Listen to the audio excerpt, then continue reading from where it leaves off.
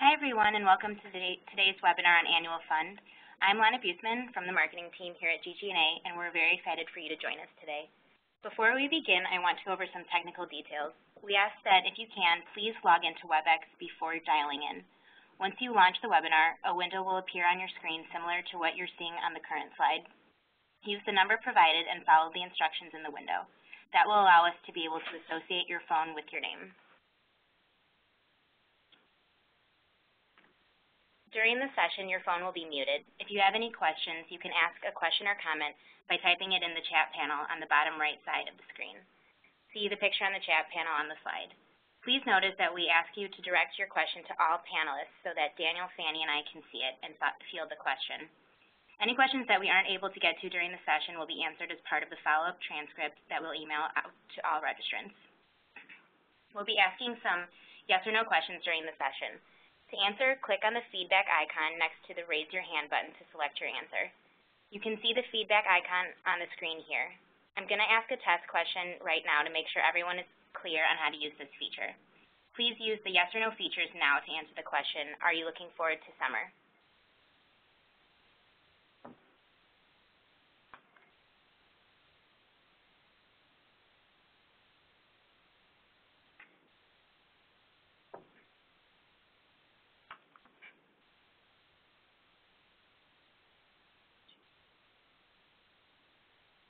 Great. It looks like everyone understands how to use this feature.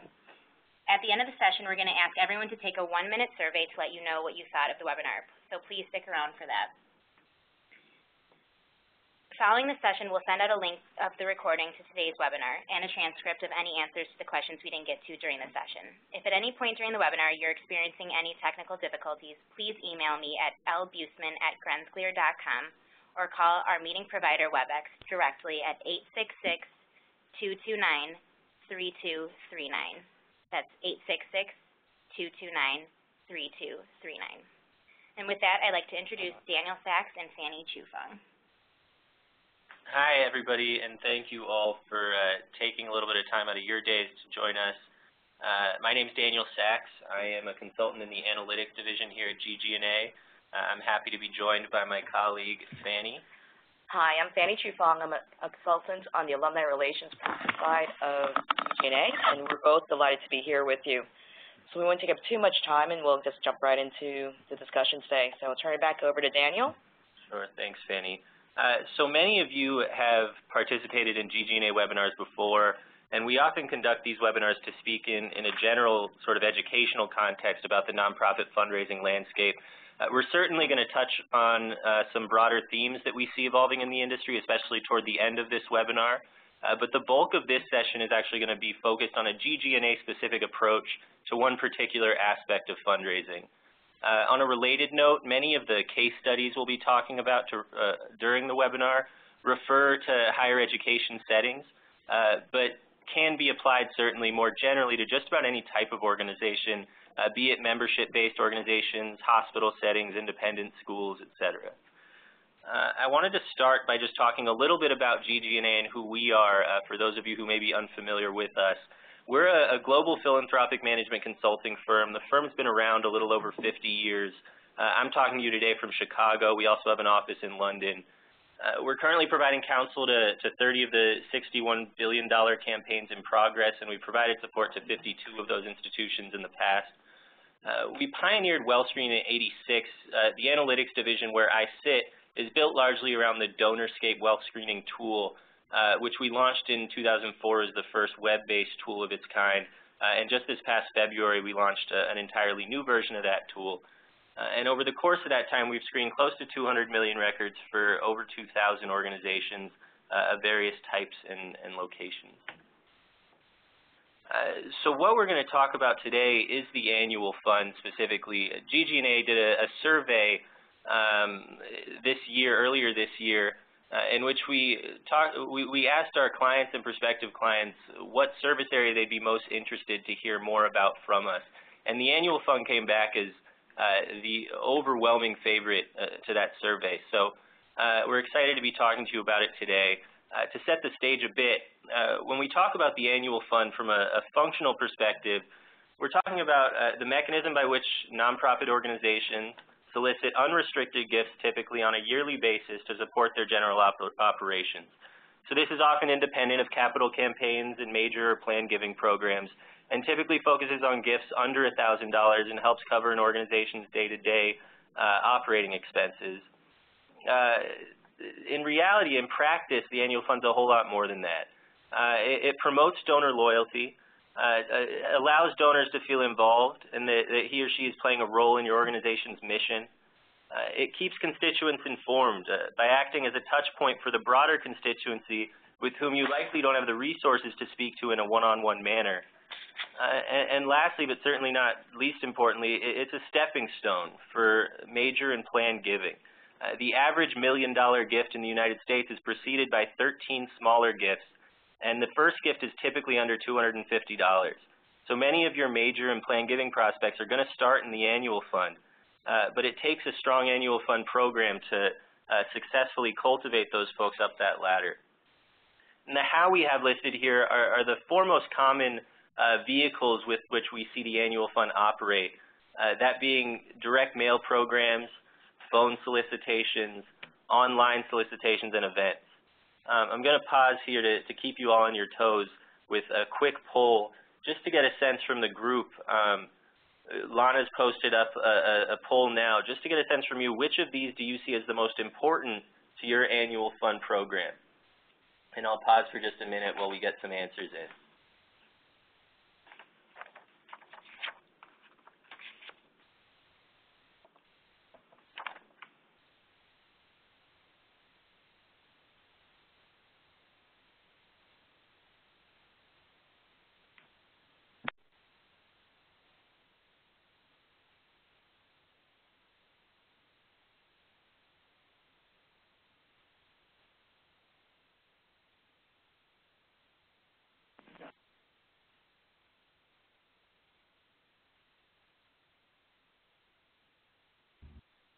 Great, thanks everybody. So not surprisingly, we see the majority of folks choosing direct mail as the most important.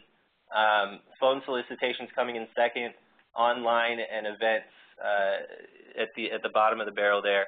I'd be very interested to see 5 years ago, if anybody would have said online, and probably 5 years from now, how many of those direct mail answers are going to shift to online. I think as we all think about our annual funds moving forward, and some of the examples I'll talk about later on in this presentation involve online solicitation and how that's going to become a growing concern at many of our organizations.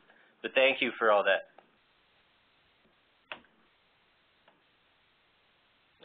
The agenda for this afternoon's discussion, we're going to first start by talking about making use of predictive analytics within your annual fund program.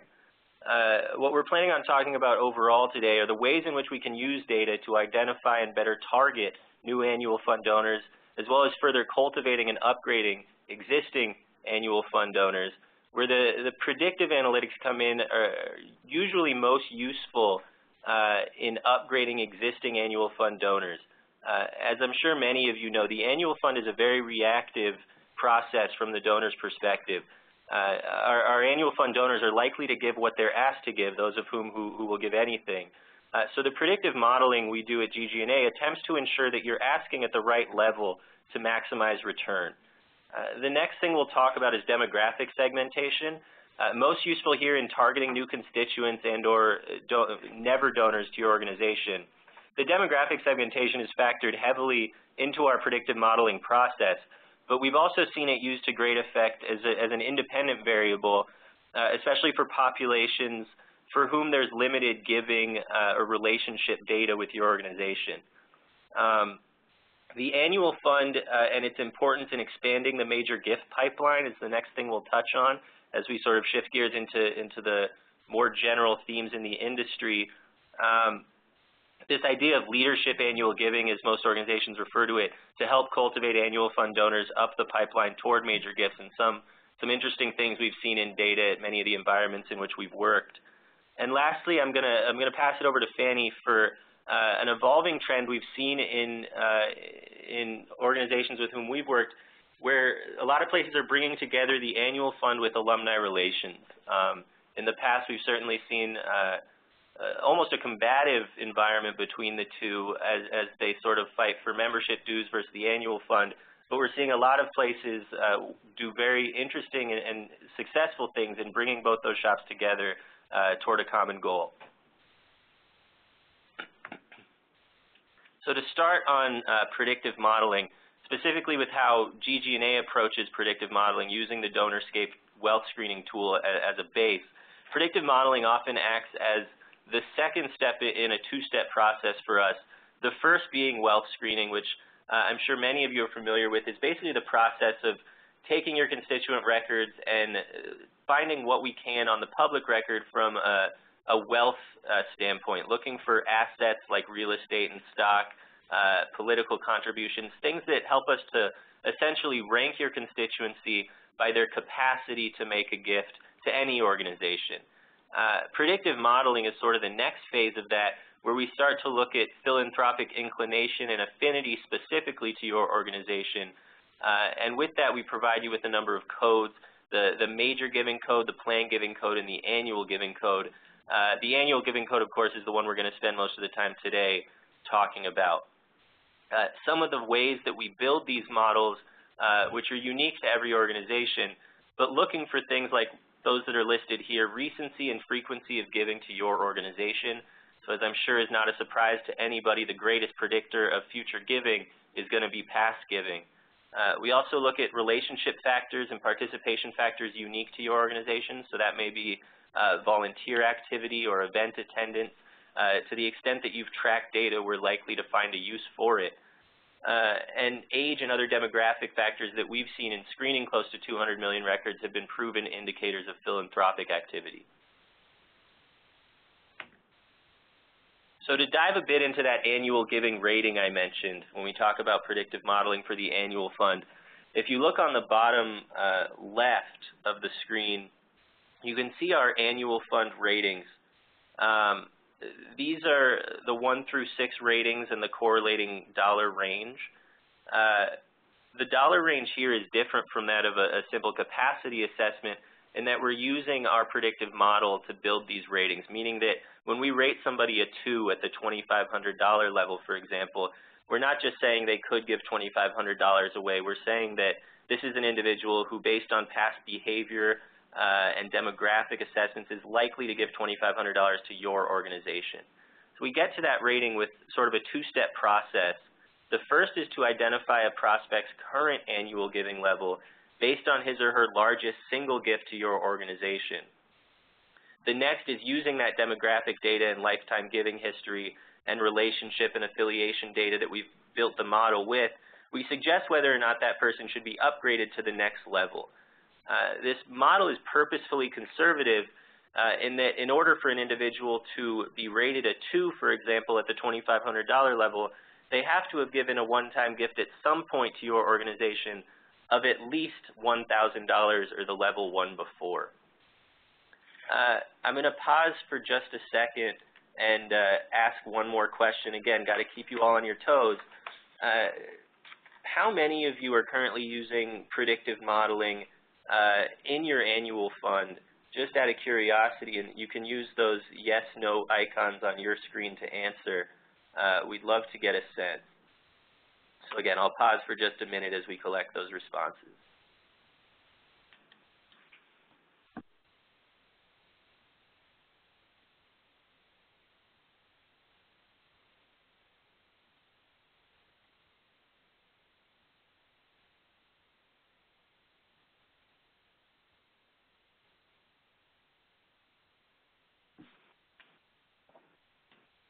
Thank you all for your responses, and it's great to see many of you are doing this or similar things already, which is good to see. Historically, we've seen predictive modeling used most common for major gift fundraising. I think there is a shift as the annual fund becomes more competitive for a variety of reasons. As fundraising becomes more competitive for a variety of reasons, the annual fund is increasing exponentially in its importance at many of your organizations, and clearly predictive modeling is one way to go about attacking the many problems or difficulties you may face. So moving on, with that predictive model, we provide you with this upgrade analysis. I'm going to walk you through this slide we're looking at here. Sorry, I skipped one slide ahead. Taking a look at this slide, this was from a major research university in the Midwest. We have about 300,000 records here. And if we just focus for the purpose on demonstration on this top box here, we've segmented this group by all households and alumni households. We're just going to look at the all households box at the top. And let's look at column 2 with the rating of $2,500 to $4,999, just again for the purpose of demonstration. In this case, we've identified 1,910 total households in that column if we look at the bottom of that chart. 1,910 total households we've rated at that level, 241 of whom at the top are giving as rated, and we're suggesting that they stay there. So those are 241 households who've made a gift recently of at least $2,500, and we're suggesting that they should stay in that bucket. 950, as we work our way down that column, 950 of those households are giving below the rating. So these are folks we're suggesting are capable and likely to give at the $2,500 level, but have never made a gift that exceeds the level before. They have made at least a $1,000 gift in the past. The lapsed donor households are households that we're finding who haven't made any gift to your organization in the last 5 years.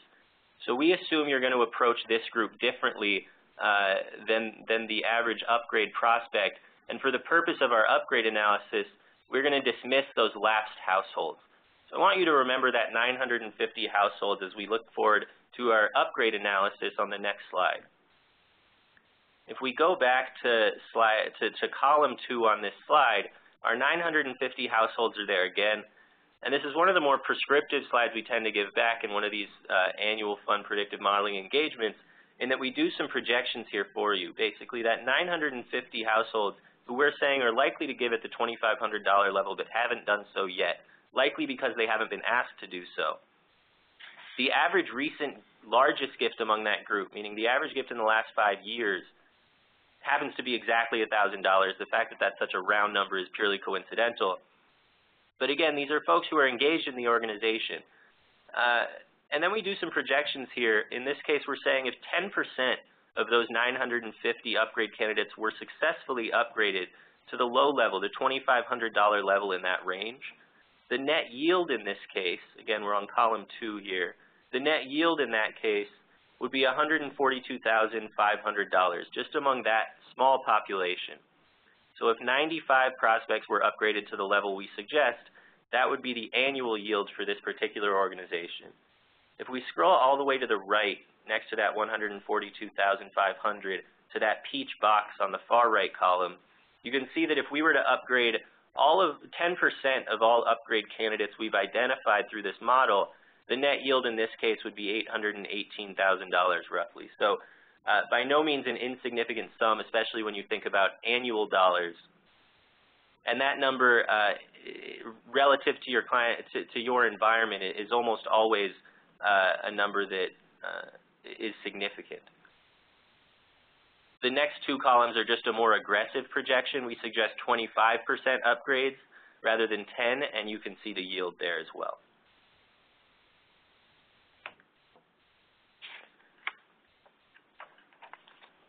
The next thing we're going to touch on, after we've identified those upgrade candidates or identified prospects in general for the annual fund, some of the ways, again, in which we've seen segmentation from a demographic standpoint play a major role. And the demographic piece does play a big part in our model, but like I said earlier, we've seen it used to great effect as a standalone factor for segmentation.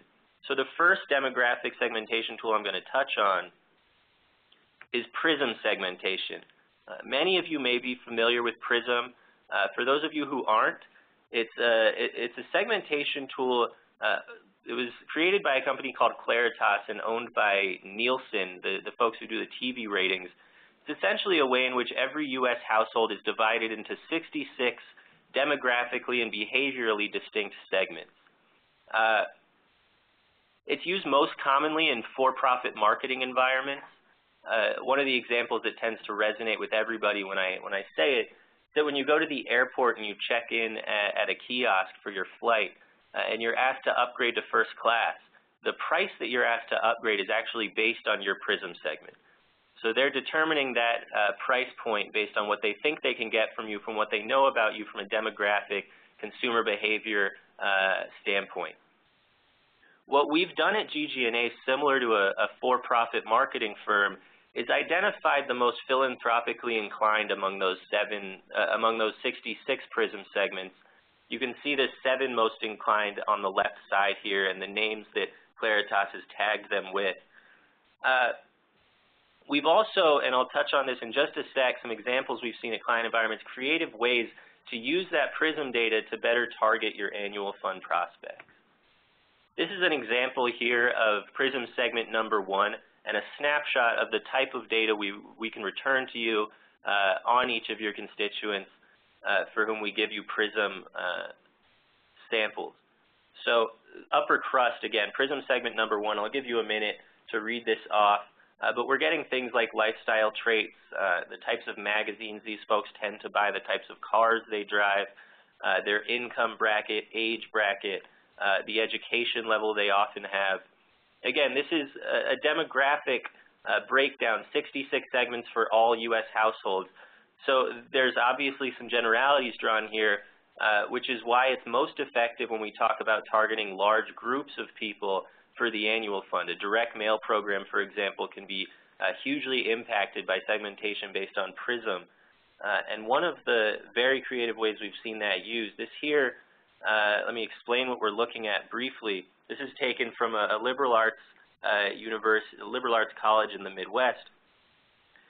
If we look at just the top row here, that's PRISM segment number 11. And you can see that the name of that segment is God's Country. The number of households as we work our way to the right, the number of households in this case is just under 1,200. 404 of those households have given anything in the last 5 years to this organization. And if we go all the way to the right, furthest right column in that row, this list is sorted by the percentage of donors from among each group that has given at $1,000 or more. So the 12.4% you see in that top row means that the 404 households who've given anything from among that segment have given at least $1,000, 12.4% of them. Where that becomes especially interesting is when we look all the way at the bottom row of this same chart, where you can see the new empty nest, or PRISM segment 14. We have a very close size population, about 1,100 versus the 1,200 at top, and almost an identical number of donors from among that pool, 428 in the bottom row versus 404 at the top, so a very similar size group. But if we go all the way to the right, you can see among the 428 new empty nesters, only 2.8% of those folks are being penetrated at the $1,000 or more level. So despite being a similar sized population, about 4.5 times less likely are the new empty nesters to give $1,000 than those God's Country folks. So the organization that we sent this to was making a concerted effort to attract more $1,000 donors to their annual fund. Their initial focus was on upgrading $500 donors up to the $1,000 level, which proved moderately successful, but the institution wanted to broaden that pool further. They did so by putting together a very nice mailer, nice paper, nice envelope. They had a specific ask at the $1,000 level and targeted the PRISM segments with whom they'd had the most success, regardless of those folks' giving history. So if we look at these top 4 segments at the top, it's a big number of people. We're talking about about 10,000 individuals in this case, all of whom have been penetrated at the $1,000 level at a greater than 10% rate. So they took those 10,000 prospects and, regardless of giving history, solicited all of them at the $1,000 level. The returns they saw were actually phenomenal. They had a 2.5 times greater response rate to that mailer at the $1,000 level than on their more traditional kind of one-size-fits-all mailer they were used to sending. And the retention rate on those new $1,000 donors was also higher. So the question as we enter a new budget season for many of you, the question isn't how many mailers or phone calls or events can we have, but more what is our budget and how can we most efficiently and effectively target our constituency to ensure a return on our investment.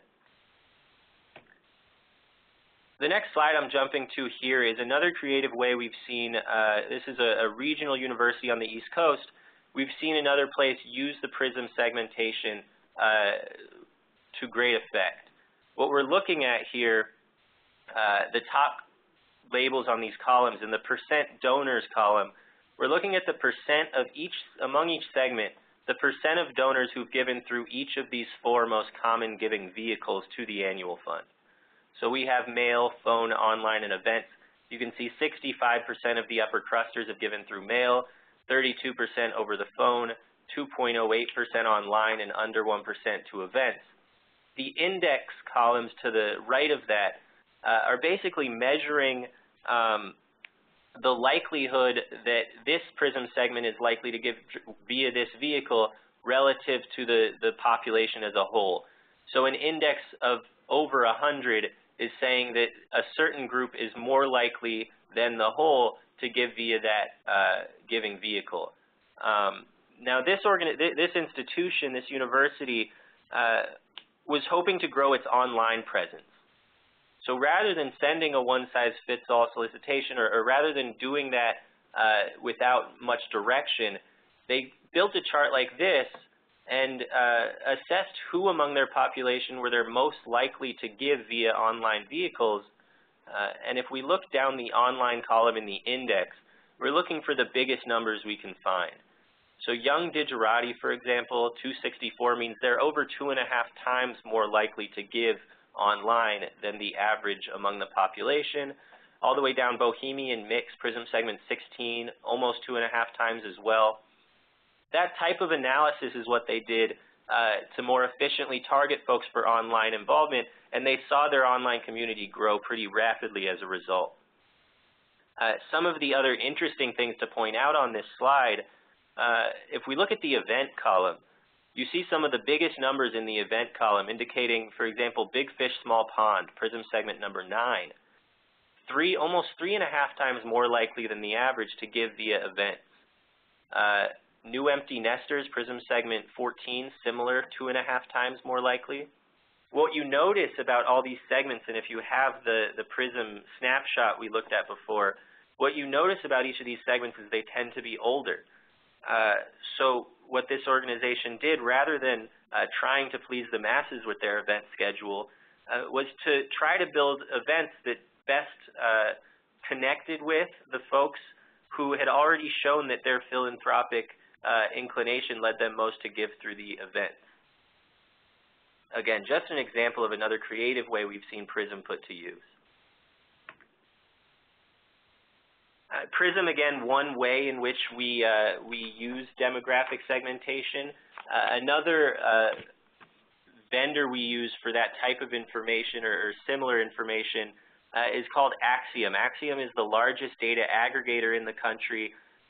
Anytime you sign up for a grocery card or a gas card, or you register for something online, and they ask you for your information, that information often makes its way to Acxiom. And the list you're looking at on this page is the information we can find on just about all of your prospects. Well over 90% is our match rate from this data source. And the types of information you see here, some of which much more obvious from a fundraising perspective that help to inform our capacity ratings, things like estimated household income and home market value. Other things from a communications perspective, whether it's planning events or collateral, things like presence of children, marital status. When you're planning an event on a Thursday night at 7:30, you're unlikely to get your alumni, for example, with 10-year-old kids at home. So knowing that about them so that you can better plan an event more geared toward families on a weekend, for example, can be hugely productive. One of the especially creative ways we've seen this data put to use was at one of our Big 12 clients. This number and aggregate value of vehicles owned on the bottom right, you can actually see the type of vehicle owned in that case as well. And what they did with their student call center, who were tasked with calling alumni to solicit annual fund gifts, they pulled out all of their student callers who own trucks. and they identified from this data source their alumni who also own trucks. And they encouraged their student callers to bring up their truck in the conversation. So you had kids calling alumni saying things like, you know, I was tailgating in my F-150 before the football game. Needless to say, it got the conversation going, and the returns were unbelievable. I think it was a 23% higher return rate among that group of student callers, conversion rate that is, than the normal group that was focused in the more traditional way. So again, a very creative way we've seen this used, but just a way to get the conversation started, which especially when we're talking about student call centers, is probably 90% of the battle. So with that, I'm going to shift gears a bit to talk more broadly about this idea of leadership annual giving. And we're going to take a look at a gift table from a small university in the South.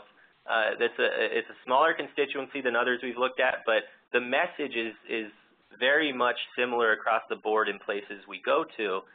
And this chart can be a little overwhelming at first, but this is basically, without us appending any data to this, we've broken out this university's gift table at various giving levels. So this is representative of lifetime giving, and the numbers you see are the number of households. So this organization has 2 households who've made lifetime gifts of at least $1 million.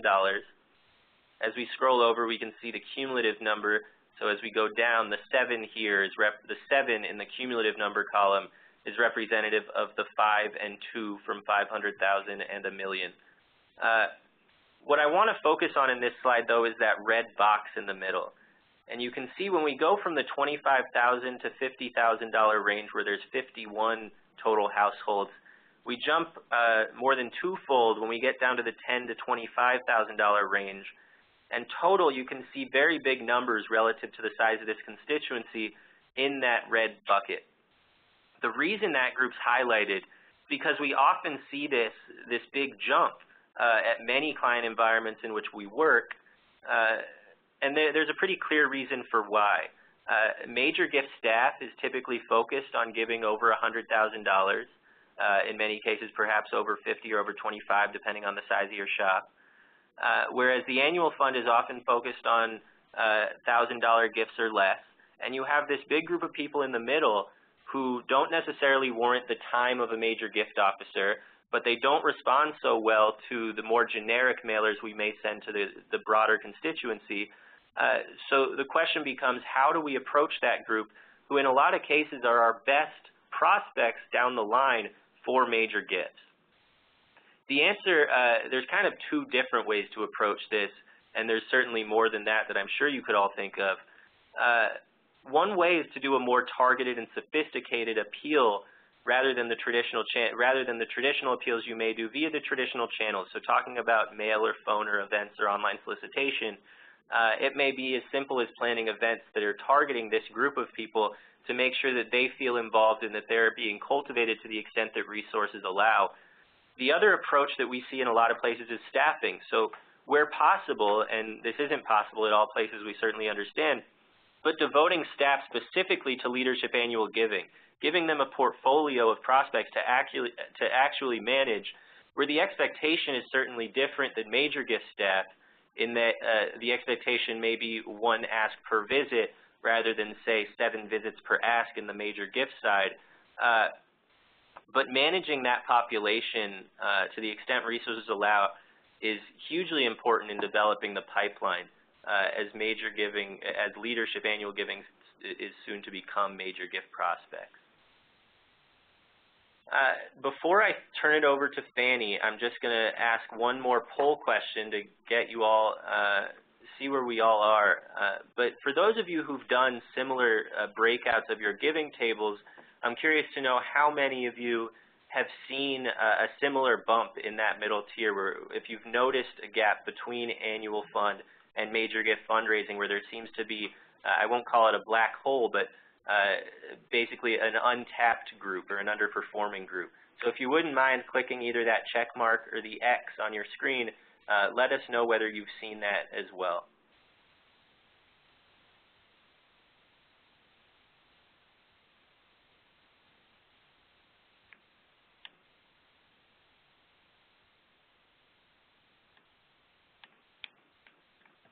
Excellent. Thank you. For those of you who replied, we pretty much saw across the board it was, in fact, that this is the case. So certainly something to focus on, whatever solution that you may come to.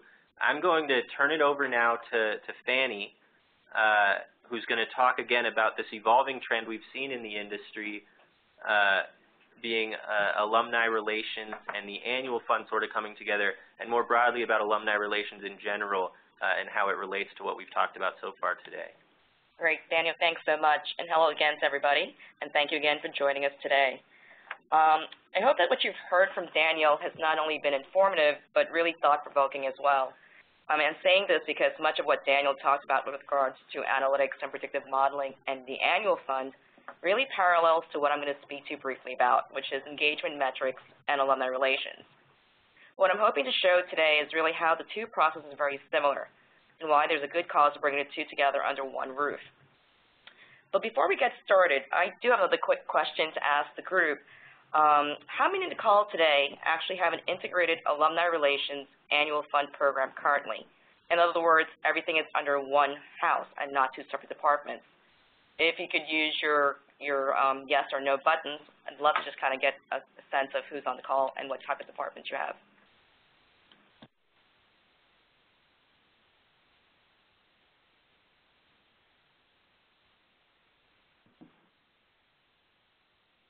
Interestingly enough, from those who've responded, it looks almost 60-40, 60%, actually 50-50 now that more responses are coming in. That's a good polling number. Okay, we'll get back to that in a little bit. So before we jump into a discussion on engagement metrics and just a little bit of bringing the two annual fund and alumni relations pieces together, I thought we'd go through just a general brief look at how alumni relations program has evolved.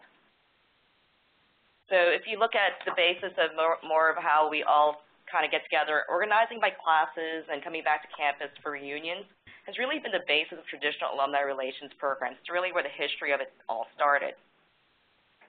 You know, if you look at, as alumni kept moving further and further away from the institution, they wanted to remain connected, so they began, meeting together and gathering in homes, and they also where they worked. So that's how the regional clubs platform kind of took shape. But connections to the institution and fellow alumni, however, didn't always fall into these two traditional buckets.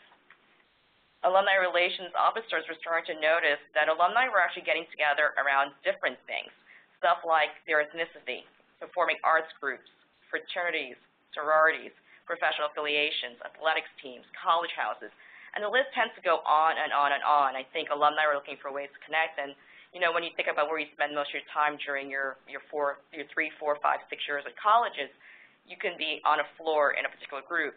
Folks are coming together to meet around those kind of key focal points.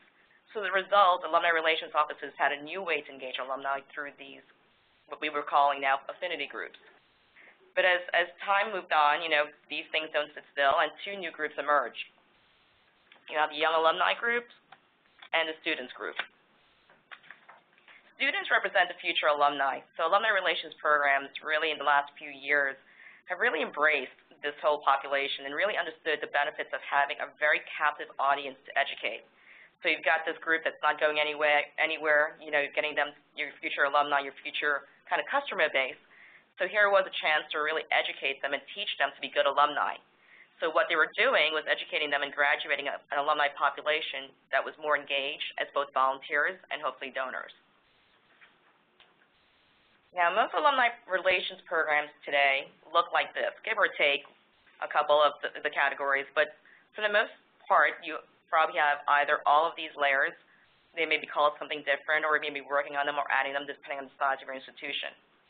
Now, typically, each of these layers is a target audience. It's segmented by a demographic with corresponding alumni relations staff that they work on programming, communications, and marketing strategies, very similar to what is happening in the annual fund.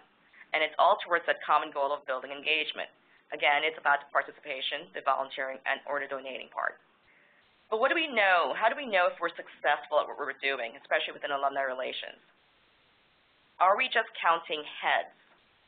So I'm curious now, again, to ask another question, to ask everyone on the call. Can you put, we're trying to put a quantitative lens on what has historically been viewed as a qualitative product. So my question for you is, using your buttons again, your yes or no buttons, does your Alumni Relations Department currently track and code event attendance for all university events, whether it's regional or on campus? Just going to pause just a few moments, just kind of see what the results are.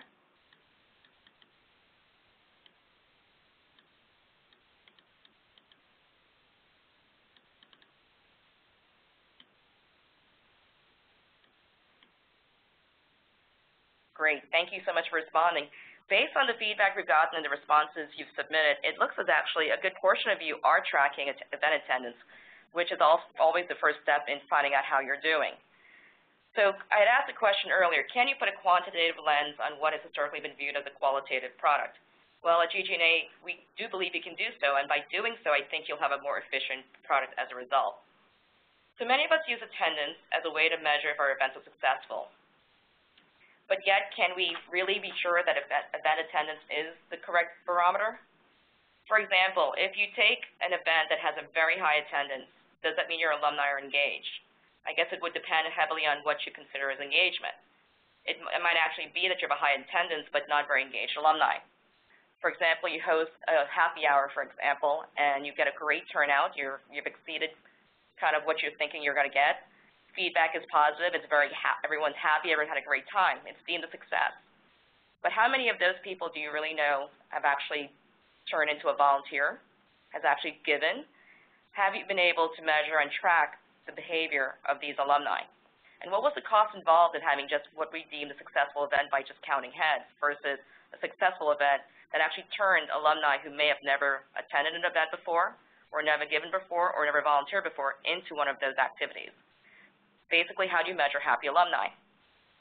So in today's world of limited resources, what we're trying to do is figure out how do we know if our programs are effective and if we're using our resources wisely. So that's what I'm going to talk a little bit more about implementing an engagement metrics program. So what are engagement metrics? Engagement metrics are really what you're looking to measure as an institution to determine kind of success and using resources wisely. What you want to do with that data through the engagement metrics program is evaluate that to make more informed business decisions. And how is that typically done? By tracking, coding, and collecting various data points, event attendance which is one of them. You want to create an alumni engagement index so the institution can use these results to identify behavior patterns, and consequently, you can customize your strategic and tactical decisions. So what are the benefits of implementing an engagement metrics program? Well, an engagement metrics program helps segment alumni population based on patterns, those behavior patterns I mentioned. It also helps you appropriately plan and target marketing for each stage of the engagement cycle, whether it's recruiting never-before engaged alumni with tailored programming or designing appeals and programs to convert engaged alumni to donors. Similar to a little bit of what Daniel discussed when he talked about upgrading donors or even using targeted market appeals or even targeted programming to convert folks. You know, it's also appropriate where the resulting engagement metrics data can be used to inform decisions around major and principal gift prospects.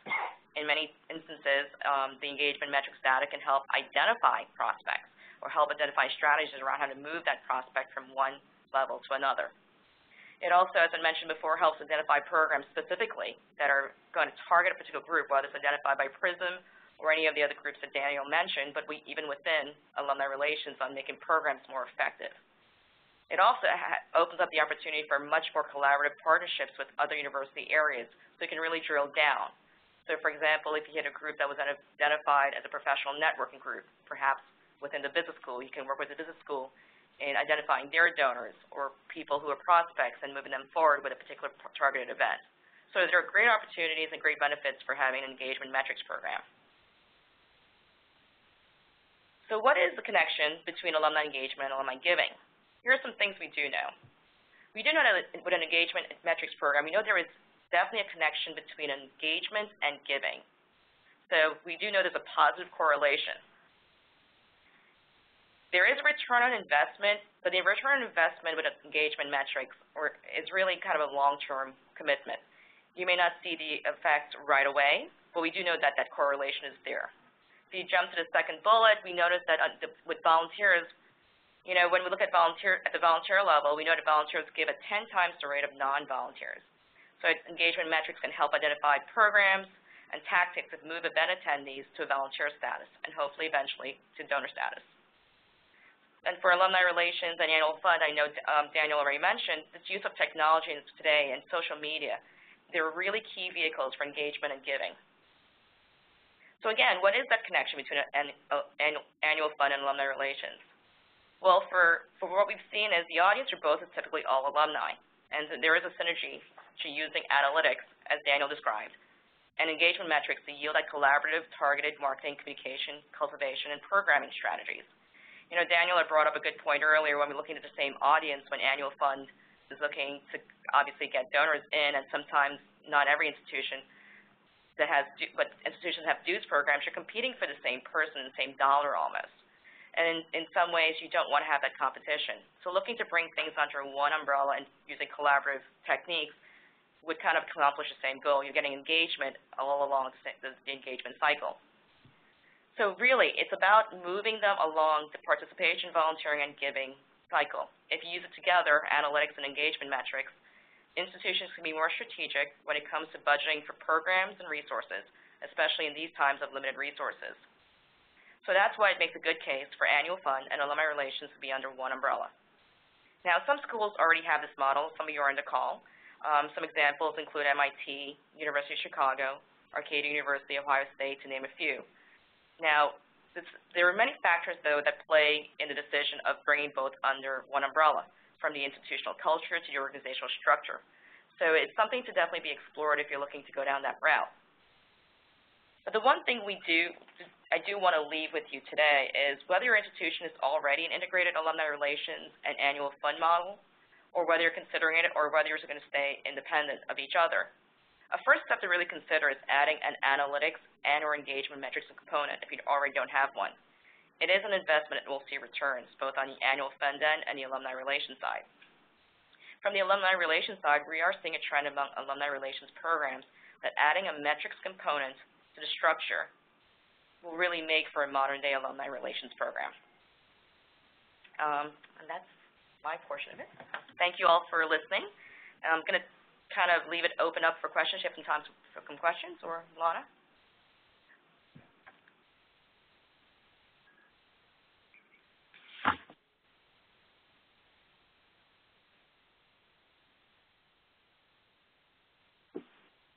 Thanks, everybody, for joining us again. As Fanny said, we're going to open up the stage for some questions. We have about 10 minutes.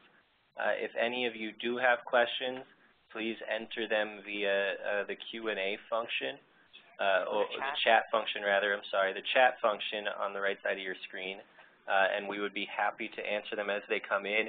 Any questions we can't get to, like Lana said at the beginning, will be part of the the mailing sent out to you after the fact with the transcript. So I'll open it up for questions. If you don't have any, thanks again for joining.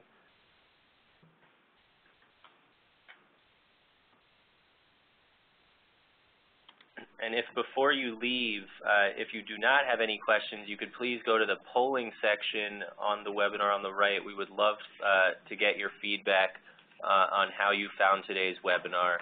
It's very short, shouldn't take you much time at all, but it would be very helpful for us as we put these together with the intent for them to be useful to all of you.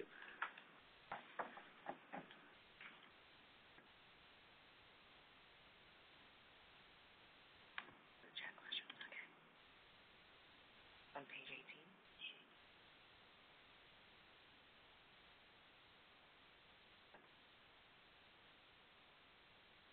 So what we have is a question about the index on page 18, which was referring to PRISM, and we're going to run back to 18 for you. Here we are. What the index is referring to, again, is the relationship between this group. I see that you're not all looking at the same screen as me, so we're just going to run back to, there we are.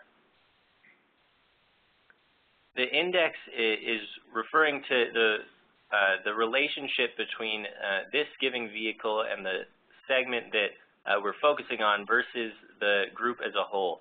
So if we look at the grand total, the average is at the far bottom row of this screen. you can see that the average among the whole population is 62.29% give through the mail. If we look for an index score along the mail section in the index, you can see an index of 100 would be equal to that average. So the fast track families at segment 20, 62.26, which is obviously a negligible difference, so the index gives it 100, meaning it's the same likelihood to occur among that segment as the group as a whole, which is why an index of 250, for example, is indicative that that group is 2.5 times more likely than the norm to give using that gift vehicle. Thank you very much for your question.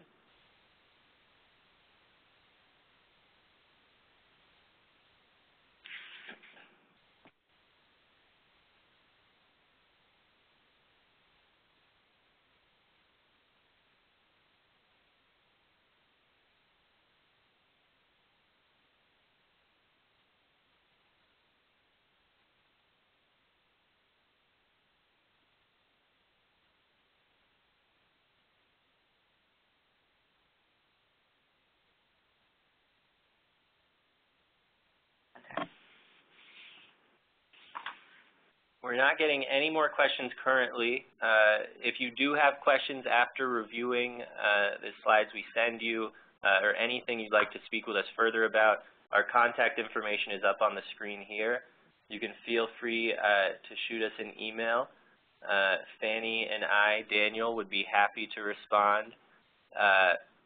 If there are no other questions, again, we would love for you to fill out the post-webinar survey in the polling section.